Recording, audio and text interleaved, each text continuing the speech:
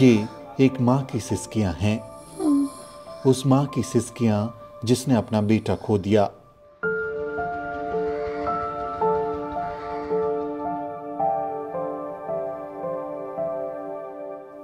आप वहाँ पे थे नन्ही जी उस दिन?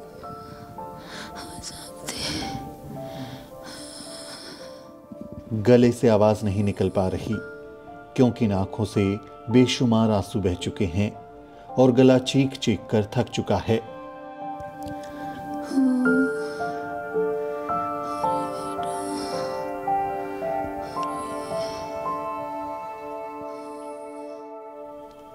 हालत ऐसी है कि अब ना चीखने की ताकत बची है और ना ही खड़ा होने की हिम्मत। जिस बेटे को 9 महीने कोख में पाला, वही बेटा जातिवाद की गोली का शिकार हो गया।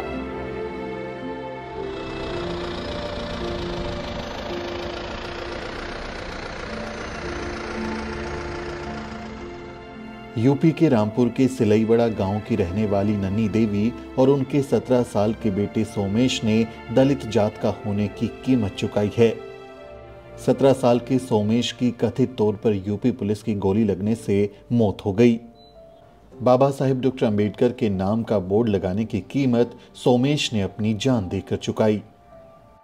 सोमेश पहले से ही वहीं पे था, उसी की गोली लगी है।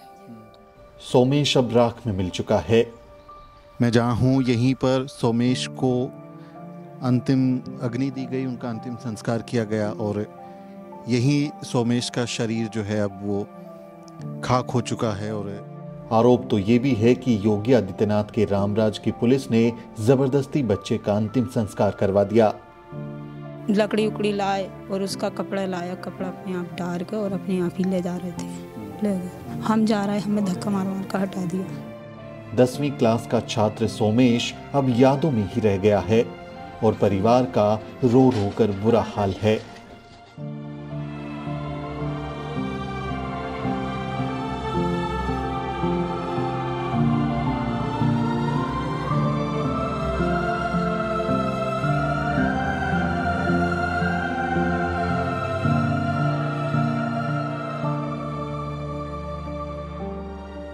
इस पूरे मामले में सिलईबड़ा गांव के कुर्मियों और यूपी पुलिस पर गंभीर आरोप लगे हैं।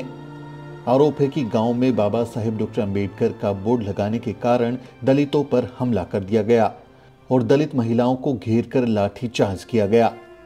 इसी दौरान कथित तौर पर यूपी पुलिस की फायरिंग में 10वीं के दलित छात्र सोमेश की गोली लगने से मौत हो गई। पीड़ितों ने योगी आदित्यनाथ की पुलिस पर बेहद गंभीर आरोप लगाए हैं।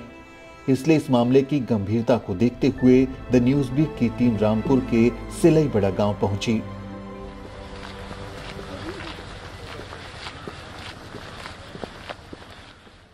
गांव में जाटो मोहल्ला आने से पहले ही आपको पुलिस की मौजूदगी इस बात का एहसास करा देगी कि यही वो जगह है जहां बड़ी वारदात को अंजाम दिया गया है। जिस जगह 27 फरवरी को फायरिंग हुई, अब वहां पुलिस ने पूरे इलाके को सील कर दिया है। यूपी पुलिस की पीली पट्टियां लोगों को इस विवादित जमीन में दाखिल होने से रोकने की चेतावनी देती हैं। इसी खाली मैदान में बाबा साहेब डॉक्टर अंबेडकर के नाम का बोर्ड लगा है, जिस पर अंबेडकर पार्क लिखा हुआ है। इसी बोर्ड को लगाने पर पूरा विवाद हुआ और मामला गोलीबारी तक जा पहुंचा। जब हम मौके वारदात पर पहुंचे तो यूपी पुलिस की टीम और फोरेंसिक की टीम वहां से सबूत जुटाने की कोशिश कर रही थी। इसे विडंबना ना कहें तो और क्या कहें, क्योंकि परिवार यूपी पुलिस पर ही गोली मारने का आरोप लगा रहा है और यूपी पुलिस इस आरोप की जांच खुद ही कर रही है। जिस जगह पार्क बनाने की कोशिश की गई वहां पहले से ही गहरे गड्ढे थे। गांव का गंदा पानी वहां जमा होता था।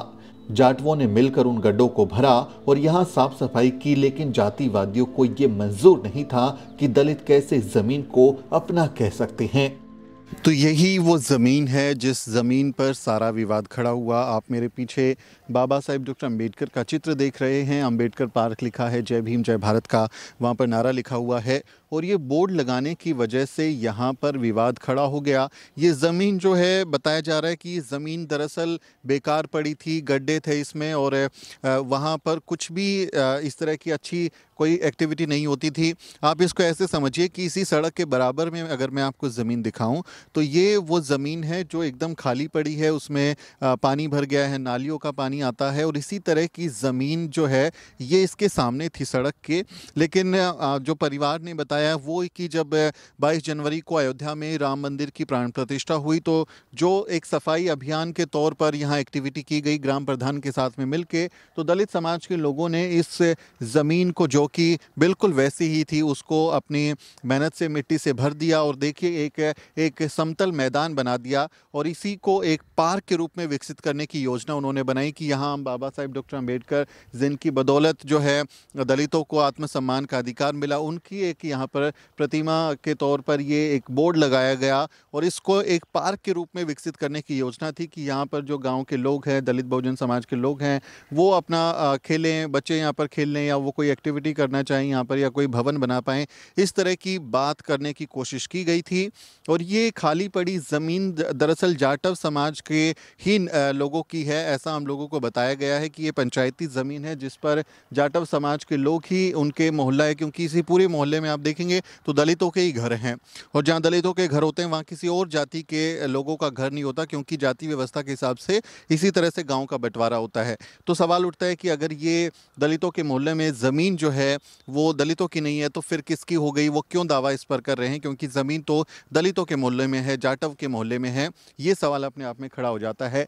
इस पार्क पे बाबा साहेब डॉक्टर अम्बेडकर की प्रतिमा लगाने के बाद, ये बोर्ड लगाने के बाद यहाँ कई दिनों तक कोई भी कार्रवाई नहीं हुई, किसी ने कोई विरोध नहीं किया, लेकिन अचानक से विरोध यहाँ पर तेज़ हो गया और उसके बाद जो विवाद हुआ उसके कारण सोमेश की जान चली गई, जबकि एक दूसरे लड़के को दोनों पैरों में गोली लगी है। कुछ लोग इसमें घायल बताए जा रहे हैं। यानी एक ज़मीन के टुकड़े के लिए एक नौजवान दलित लड़के को अपनी जान तक दे देनी पड़ी।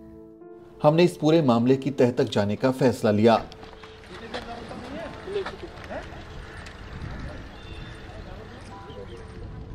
इस दौरान हमने गांव के कुर्मी लोगों से भी बात करने की कोशिश की, क्योंकि कुर्मी जाति के लोगों ने ही बाबा साहेब का बोर्ड लगाने का विरोध किया था।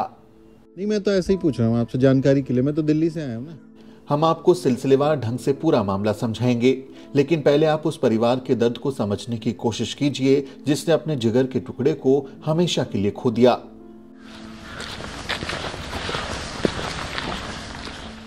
जिस जगह पर यह वारदात हुई उससे कुछ ही दूरी पर बाएं हाथ की ओर एक गली है जो सोमेश के घर तक जाती है। अब सिलई बड़ा गांव में सन्नाटा पसरा है। जब हम घर की तरफ बढ़ रहे थे तो सोमेश के परिवार का एक लड़का हमें बदहवास हालत में दिखा, जिसके कपड़े अभी भी सोमेश के लहू से सने थे। इस हादसे ने परिवार को तोड़कर रख दिया है। सोमेश के घर में दाखिल होते ही आपको कच्चे पक्के मकान के बाहर ई रिक्शा खड़े नजर आएंगे, जिससे आप ये अंदाजा लगा सकते हैं कि परिवार किसी तरह से अपनी रोजी रोटी कमाता है। सोमेश के घर के बाहर लोगों का जमावड़ा लगा था। कुछ रिश्तेदार थे तो कुछ आस पड़ोस के लोग थे जो सोमेश के परिवार को ढांढस बंधाने के लिए आए थे। इसी 3 कमरों के घर में सोमेश अपने माता पिता, भाई और बहन के साथ मिलकर रहा करता था।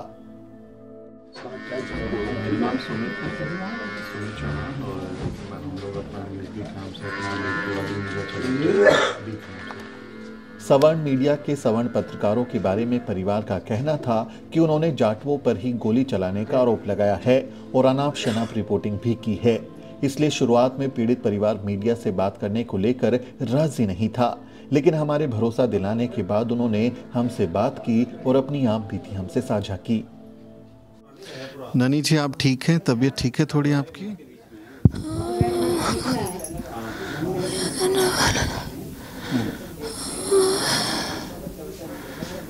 सोमेश की मां बदहवास हालत में चारपाई पर लेटी थी। उनकी हालत ऐसी है कि मुंह से आवाज तक नहीं निकल रही। आप वहां पे थे नानी जी उस दिन?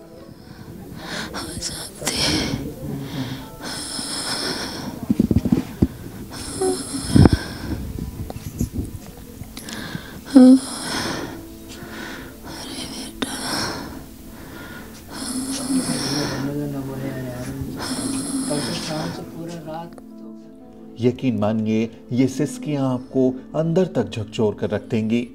ऐसी हालत में ना हम सोमेश की मां से सवाल पूछने की हिम्मत कर पाए और ना ही वो बेचारी जवाब दे पाई।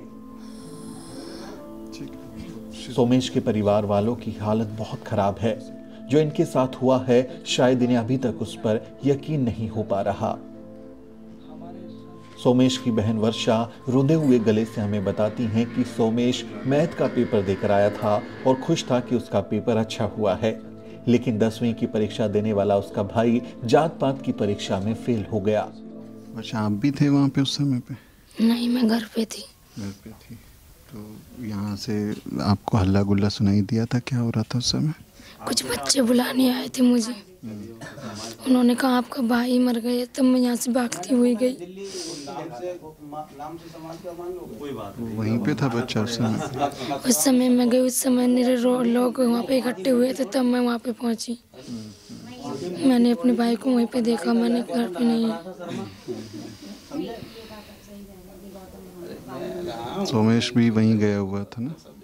सोमेश पहले से ही वहीं पे था, उसी की गोली लगी है।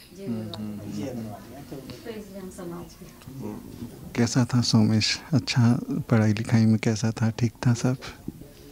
पढ़ाई बहुत ध्यान से करता था। कल मैथ का पेपर दे के आया, आज फिर उसका पेपर था।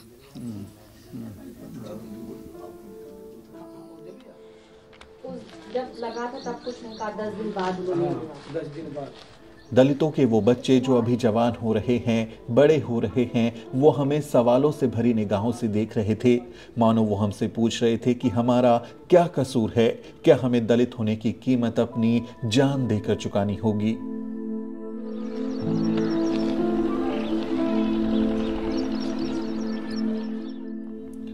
सोमेश के चाचा राजवीर का कहना है कि 22 जनवरी को जब अयोध्या में प्राण प्रतिष्ठा का कार्यक्रम चल रहा था तो गांव के सरपंच के साथ मिलकर दलितों ने सफाई अभियान चलाया था और खाली पड़ी जमीन को साफ करके वहां बाबा साहेब डॉक्टर अंबेडकर के नाम का बोर्ड लगा दिया था, जिसके बाद करीब 10 दिन तक किसी ने कोई आपत्ति नहीं जताई। लेकिन फिर अचानक ही कुर्मी समाज के गंगवार लोग प्रशासन के पास शिकायत करने पहुंच गए और उनकी शिकायत पर एसडीएम फोर्स और जेसीबी लेकर बोर्ड को हटाने आ गए। ये जो ज़मीन पे जो आपने बोर्ड लगाया है, ये ज़मीन किसकी है? क्या ये गांव की ज़मीन है, खाली पड़ी थी, या किसी जाति के नाम है? ये किसी के गांव की नहीं है, ये हमारी जाटव बिरादरी की पहले से ही हमारे यहाँ पे है। पहले यहाँ पे लोग हमारे पिताजी बताते हैं कि यहाँ पे हमारे कब्जे में थी, हम पैर लगाते थे, उस पैर ख़त्म होते चले गए।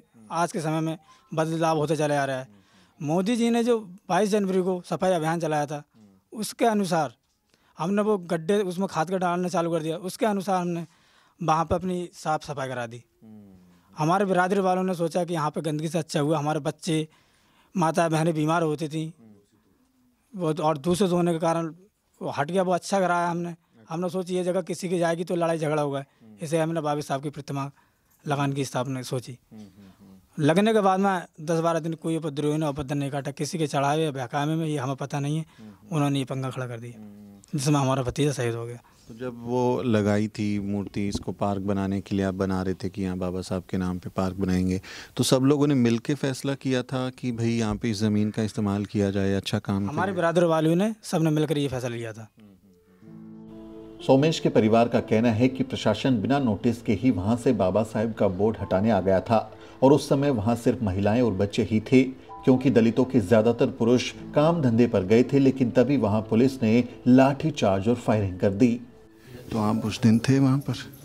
हम थे, हम तो खाली वही अपने उनकी बाबा साहब की मूर्ति पे थे, उनने डंडाबाजी करे थे, हमें डंडा मारे, गिर कर उठ कर गिर कर मारा ही उन।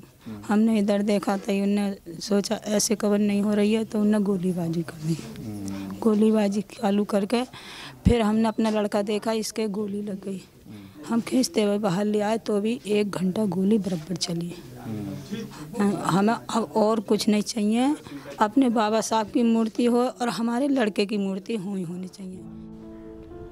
भारत में गांवों की बसावट जातियों के हिसाब से ही है, यानी जिस मोहल्ले में दलित रहते हैं वहां दूसरी जाति के लोग नहीं रहते, और उसी तरह सवर्णों या ओबीसी के मोहल्ले में दलित नहीं रहते।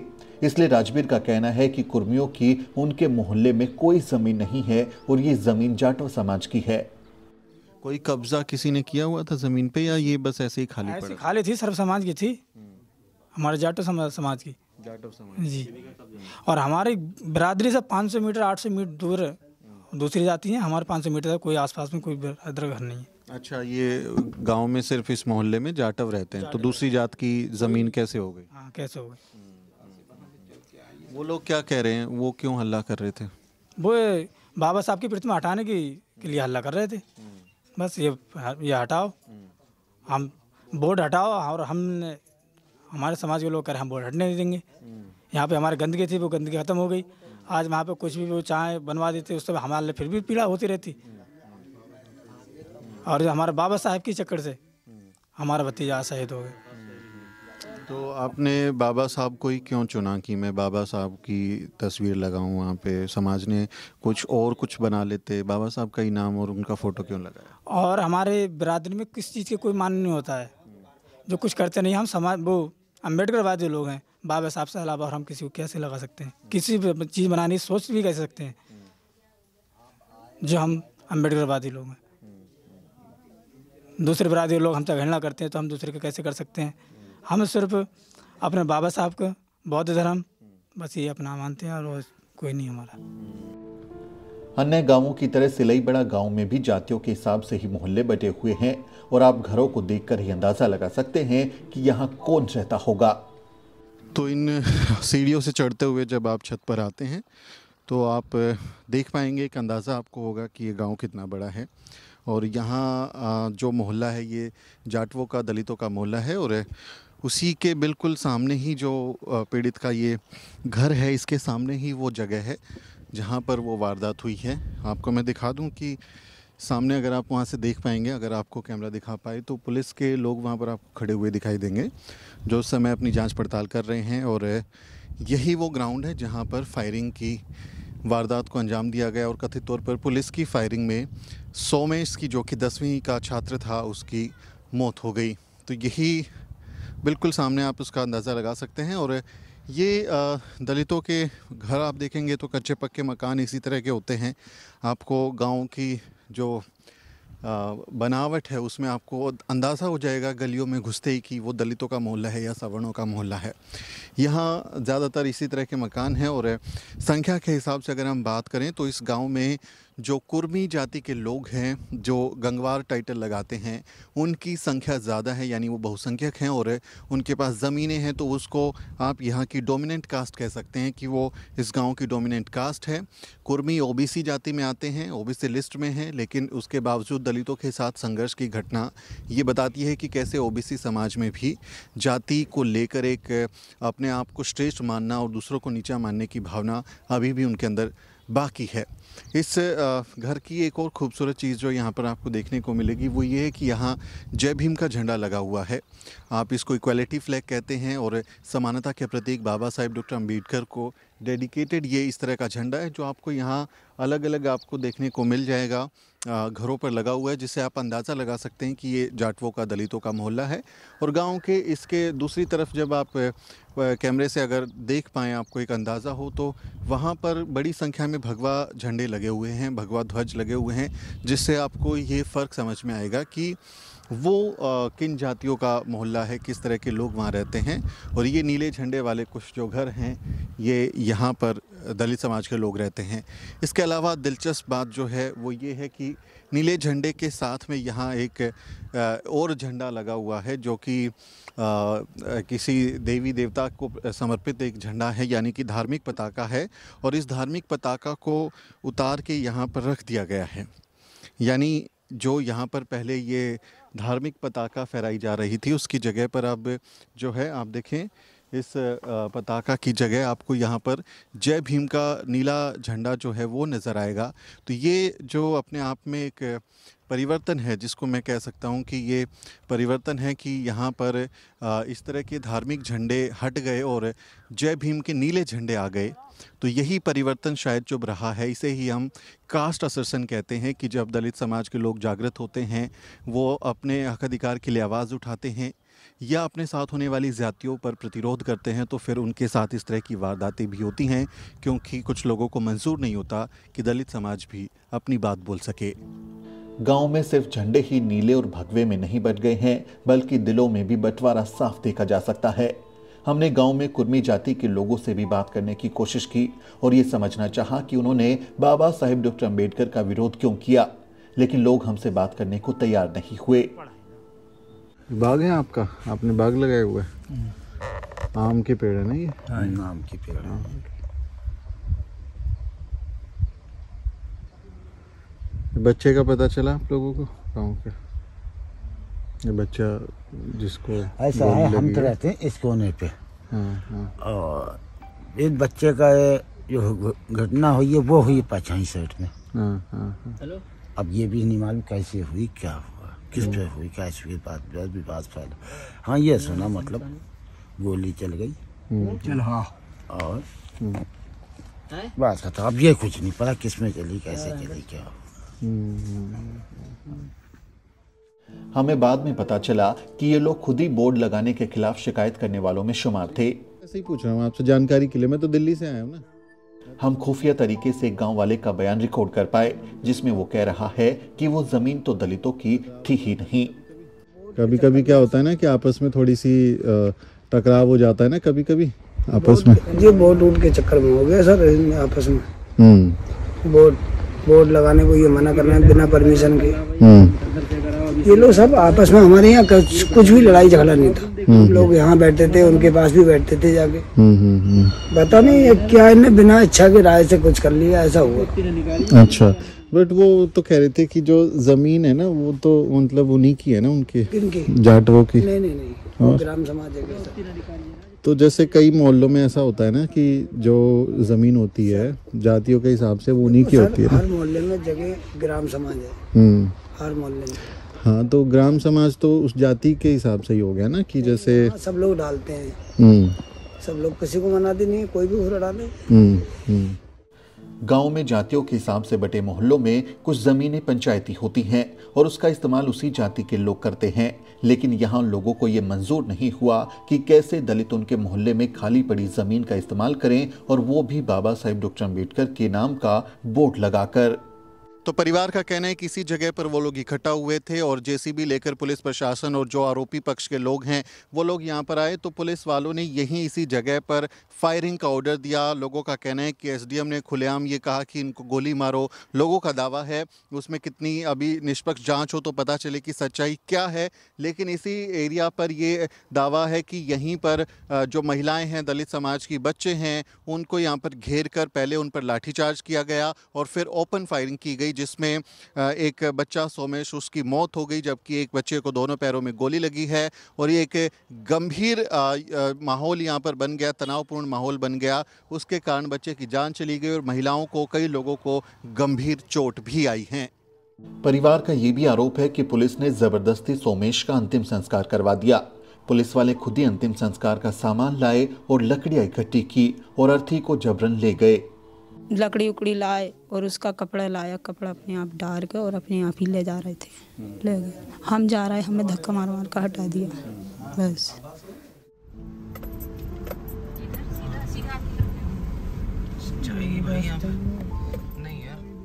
हम सिलईबड़ा गांव की गलियों से होते हुए आगे बढ़े और शमशान घाट की ओर जाने लगे। गांव से बाहर शमशान घाट बनाया गया है। बुधवार को यहीं पर जबरन सोमेश का अंतिम संस्कार करने का आरोप है। जब यहां दलित बहुजनों ने विरोध किया तो यूपी पुलिस ने उन पर लाठीचार्ज भी किया। अब यहां सोमेश की राख के सिवा कुछ नहीं बचा। ये मेरे हाथ में जो राख आप देख रहे हैं, ये दलितों की स्थिति को बयां करने के लिए काफ़ी है। मैं जहाँ हूँ यहीं पर सोमेश को अंतिम अग्नि दी गई, उनका अंतिम संस्कार किया गया और यही सोमेश का शरीर जो है अब वो खाक हो चुका है और उसके रिमेन्स जो हैं वो इस राख के ढेर में देखने को मिलेंगे। उनके शरीर की कुछ जो अस्थियां हैं, जो हड्डियां बच गई हैं, शरीर के कुछ हिस्से यहाँ राख होते हुए दिख रहे हैं, इसमें मिल गए हैं।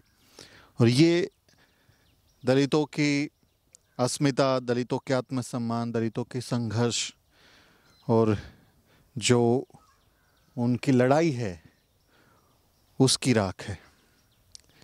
ये दलितों के आंदोलन की राख है दलितों के सपनों की राख है। एक बच्चा जो 17 साल का, जो अपने स्कूल से परीक्षा देकर आया है, 10वीं की पढ़ाई है, और अगले दिन उसे पेपर देने जाना है, वो अब राख बन चुका है। वो हमेशा के लिए इस दुनिया से चला गया है। कब तक दलित समाज अपने होनहार लोगों को, अपने बच्चों को इस तरह से राख के ढेर में तब्दील होते देखता रहेगा? कब तक यहाँ लोग इसी तरह से मरते रहेंगे और राख होते रहेंगे?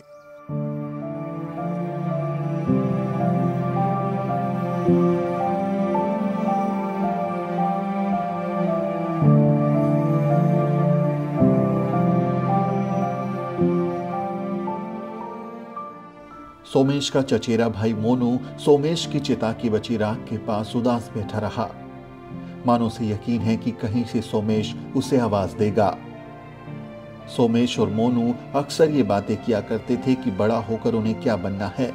सोमेश का सपना था कि वो एक टीचर बने। सोमेश से कभी बात होती थी आपकी कि आगे बड़ा पास करके, पढ़ाई करके, स्कूल जाके क्या वो बनना चाहता था जिंदगी में? उसका एक सपना था कि मुझे मास्टर बनना है, सरकारी मास्टर की जॉब लेनी है मुझे। जब वो कहता था, जैसे अभी 2-4 लड़के कहीं ग्रुप बना के खड़े होते हैं, चलते हैं, तो कहते हैं मैं वो IPS बनूंगा, IAS बनूंगा, इंजीनियर बनूंगा, डॉक्टर बनूंगा। तो उसका यही सपना था। वो कहता था कि मैं मास्टर बनूंगा, मुझे मास्टर बनने का शौक है। लेकिन उसका सपना अधूरा रह गया। मोनू बताता है कि उसे सोमेश की बहुत याद आती है और वो खाना भी नहीं खा पा रहा। याद आती है आपको सोमेश? बहुत याद आती है सोमेश की। हमारा भाई, ऐसा भाई नहीं मिलेगा।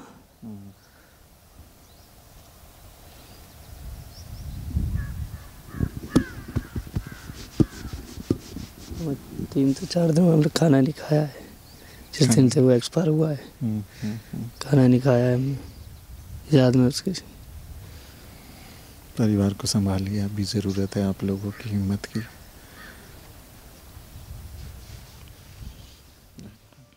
अब सोमेश यादों में ही रह गया है। सिलईबड़ा गांव में ही पुलिस चौकी भी है, यानी यहाँ स्थिति को संभालने के लिए पुलिस बल था, लेकिन बावजूद इसके हालात को बिगड़ने से नहीं रोका जा सका। यूपी पुलिस पर बेहद गंभीर आरोप लगे हैं और इस वारदात ने यूपी में योगी आदित्यनाथ की सरकार में कानून व्यवस्था की पोल खोलकर रख दी है। यूपी में दलितों के खिलाफ लगातार बढ़ते अपराध इस बात का सबूत है कि योगी के रामराज में दलितों की बलि ली जा रही है। नेशनल क्राइम रिकॉर्ड ब्यूरो के आंकड़े बताते हैं कि यूपी में दलितों के खिलाफ अपराध लगातार बढ़ता जा रहा है। 2020 में शेड्यूल कास्ट पर अपराध के कुल 12,714 मामले दर्ज किए गए थे, जो अगले साल यानी 2021 में बढ़कर 13,146 हो गए। और वहीं साल 2022 में योगी राज में दलितों पर अपराध के मामले बढ़कर 15,368 हो गए। बाबा साहेब डॉक्टर अम्बेडकर और गांधी के बीच जब दलितों के अधिकारों को लेकर विवाद चल रहा था, तब गांधी बाबा साहेब डॉक्टर अम्बेडकर से देश की, ज़मीन की और कई तरह की बातें करते हैं। तो बाबा साहेब डॉक्टर अम्बेडकर गांधी को कहते हैं that I have no homeland, यानी मेरे पास कोई मेरी मातृभूमि नहीं है, मेरे पास मेरी कोई ज़मीन नहीं है। ज़मीन के ऊपर दलितों का अधिकार हमारे देश में नहीं रहा। ज़्यादातर लोग दलित जो हैं वो भूमिहीन हैं। भारत सरकार के आंकड़े बताते हैं कि भारत के सिर्फ 7% दलितों के पास ही ज़मीन का मालिकाना हक है, और वो भी नाम बराबर। लेकिन ज़मीन के लिए किस तरह से दलितों को अपनी ज़िंदगी कुर्बान कर देनी पड़ती है, ये मामला इस बात का उदाहरण है। महज 1 बीघा भर ज़मीन के लिए सोमेश को, जो कि 10वीं क्लास का छात्र था, अपना एग्ज़ाम देकर आया था, अगले दिन उसका पेपर होना था, उसने अपनी ज़िंदगी को खो दिया। अब सोमेश नहीं रहा, लेकिन परिवार की मांग है कि विवादित जमीन पर बाबा साहिब डॉक्टर अम्बेडकर की मूर्ति के साथ साथ सोमेश की भी मूर्ति लगाई जाए, क्योंकि वो बाबा साहेब और अपने अधिकारों के लिए शहीद हो गया। कैसा था सोमेश? अच्छा, पढ़ाई लिखाई में कैसा था? ठीक था सब? पढ़ाई बहुत ध्यान से करता था। कल मैथ का पेपर दे के आया, आज फिर उसका पेपर था।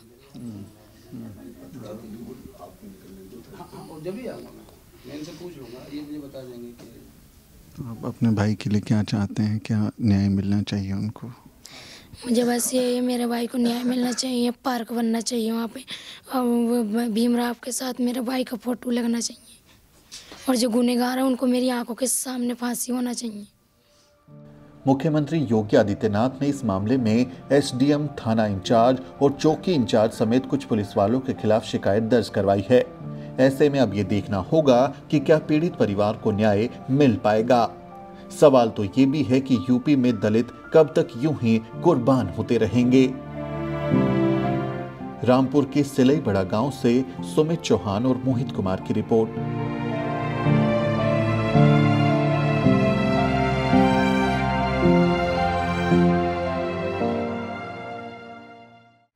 साथियों, अगर आपको द न्यूज वीक का काम पसंद है और आप चाहते हैं कि हम यूं ही अम्बेडकरवादी पत्रकारिता करते रहें, तो हमारी आर्थिक मदद जरूर करें। आप अपनी स्क्रीन पर दिखाई दे रहे इस क्यूआर कोड को स्कैन करें और न्यूज वीक फाउंडेशन के खाते में अपनी दान की राशि भेजें। क्यूआर कोड के अलावा आप यूपीआई के जरिए भी मदद कर सकते हैं। आप हमारी यूपीआई आईडी newsweek@yes बैंक पर भी मदद भेज सकते हैं। इसके अलावा आप हमारे अकाउंट में भी मदद भेज सकते हैं। खाते का नाम है News Week Foundation, account number है 02358800000640। IFSC कोड है YesB000235। बैंक का नाम यस बैंक है और ब्रांच है नेहरू पैलेस, दिल्ली।